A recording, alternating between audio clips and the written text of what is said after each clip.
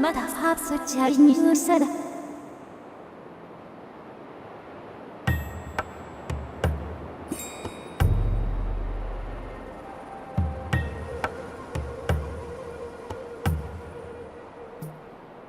ノムリリンスプイスオリガーラビス。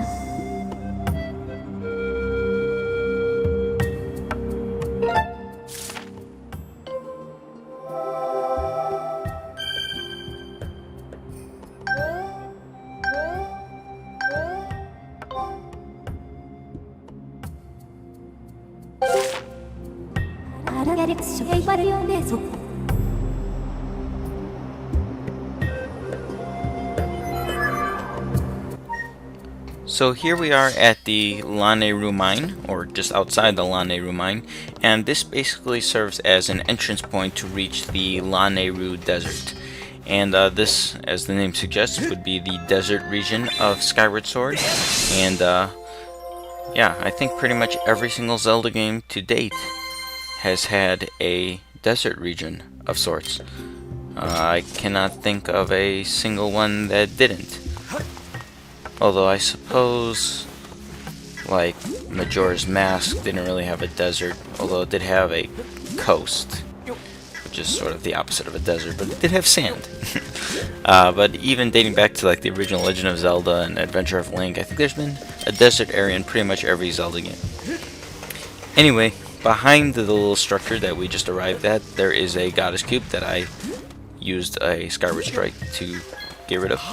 And there's also several of these boulders, so you could blow them up and you'll find some extra rupees and some little goodies here and there.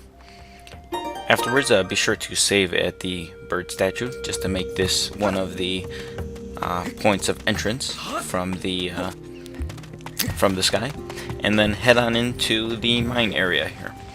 You'll run into some standard keys, but don't worry about them for now.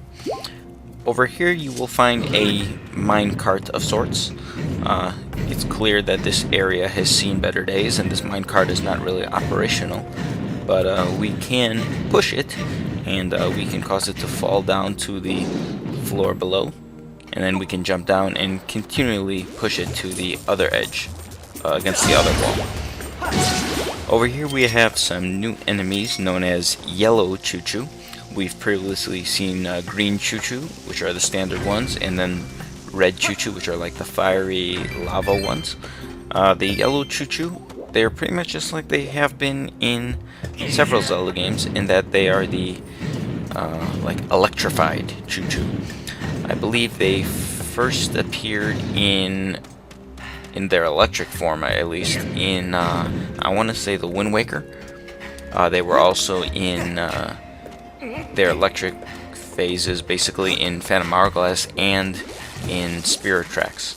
So if you strike at them while they are giving off an electric charge, you will sort of get zapped for a moment. So you just want to wait until their electric charge like expires and then slash away afterwards.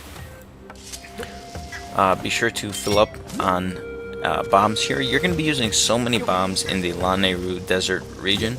So whenever you see a bomb flower, just take the time to just load up on bombs, just because you're going to need them.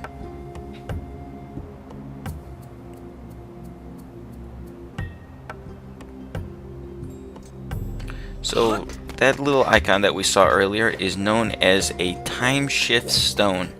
And before breaking it, I'm going to just blow up some of these boulders, and you can collect some of the rupees that are in this room. But how the time shift stone works is basically once you hit the time shift stone, it will actually send you back in time, or it won't actually send you back in time, but it'll transform the land that surrounds the time shift stone to an area in the past, or to a time period in the past. It's probably one of the coolest mechanics in Skyward Sword, and while time has been a common feature, I should say, in many Zelda games, and the whole idea of the two-world system has been a staple in the Zelda series ever since, let's say, A Link to the Past with the Dark World. The time shift world, I should say, or the past world, it's in that same light, in that it changes the landscape, and there are different unique things you can do when you are in the past. One of the notable things are there is a whole new race here, and these are known as the ancient robots, and as their name suggests, they are old robots. They are from a time period in the past, and they are sort of advanced for their state, even though it is in a past time period. They're very technologically advanced. Like, they have these mine carts that sort of like use, I guess, magnetism, because they like hover over the ground, even though they are I believe attached to the ground. I don't even know, but they are clearly in advanced form. There's a lot of I suppose like engineering going on here. There's a lot of different mechanisms that you wouldn't normally see in a Zelda game, because I mean, Zelda games, you know, typically take place in like medieval time. But even though this is a time period in the past, there is some technology. So you could jump on this minecart over here, and it just leads to one of the rooms. And you could always just talk to some of these ancient robots to hear more about them and the time shift stones and everything. But one thing that the time shift stone does is it only like covers the certain region around it, like a certain radius. Over here, this particular minecart is just outside of that radius. But if you push it so that it is into the region that is covered by the time shift stone, it will actually activate, and then you can use it to ride along the tracks here. And you can ride it into the adjacent room right here. There are some ancient robots over here, but because they are outside of the reach of the time shift stone, they are not activated. But if we activate the time shift stone, which is found underneath the boulder here, it will in fact activate these robots. Right next to the time shift stone over here is an ancient flower, and this is another one of the treasures, which I believe is exclusively found within the Lanayru region, and I believe it's exclusively found in the past when these time shift stones have been activated. You actually will need at least one of these ancient flowers in order to progress in the main quest, but you'll need a number of more of them to like get all the upgrades and everything.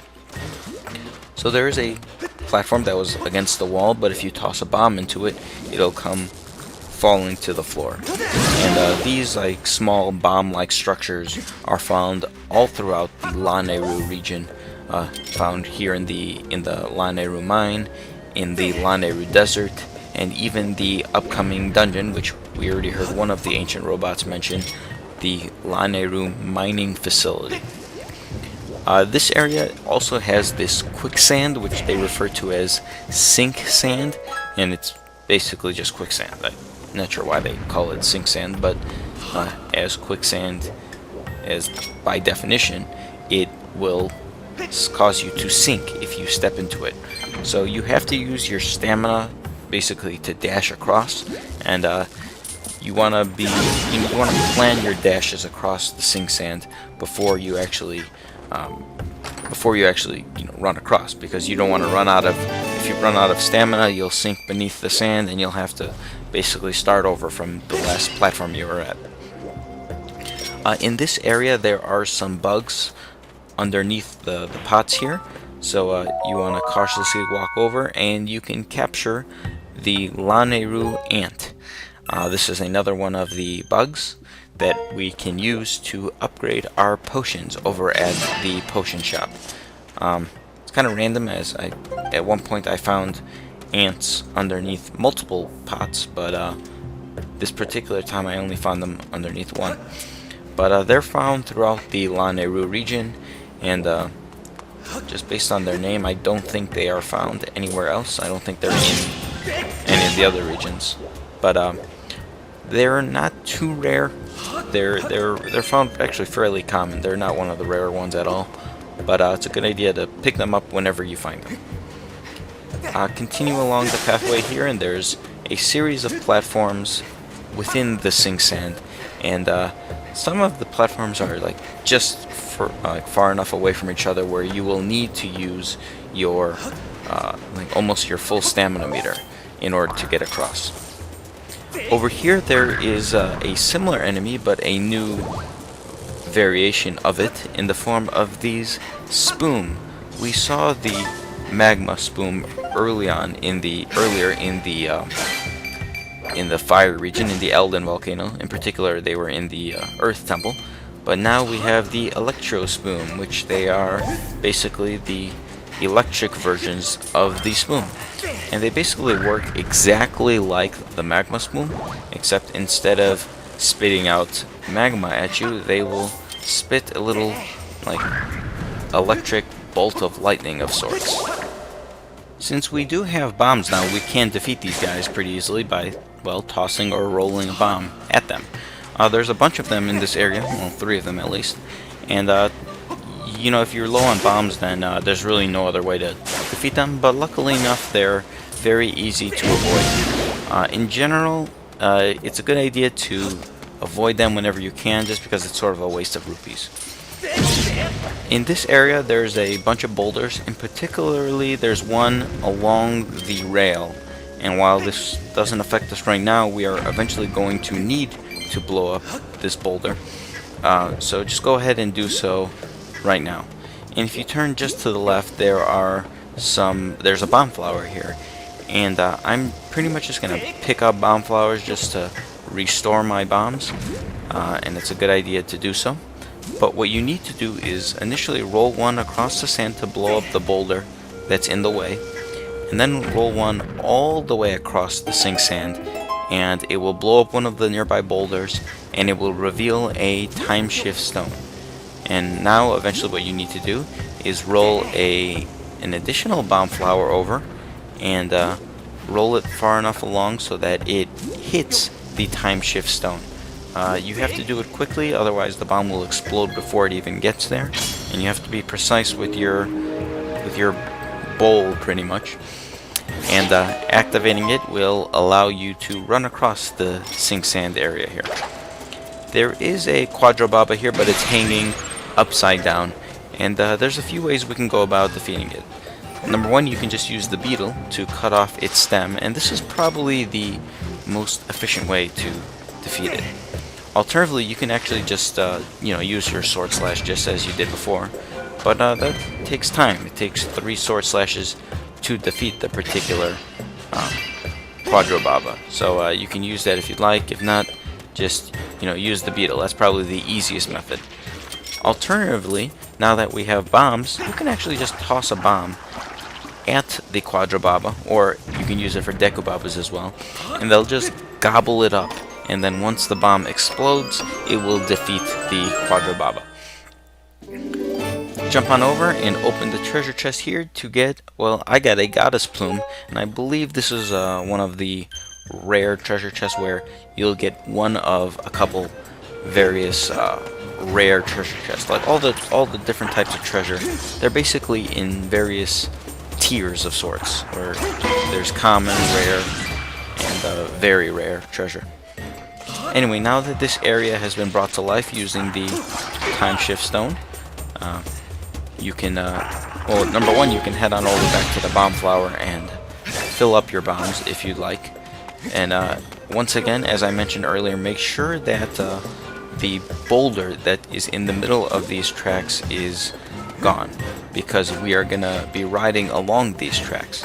There is a cart just outside of the reach of the time shift stone, but once you pull it into the activated region, you'll be able to ride on the cart to the next area, which is the Lanayru Desert, and we will pick up there in the next video.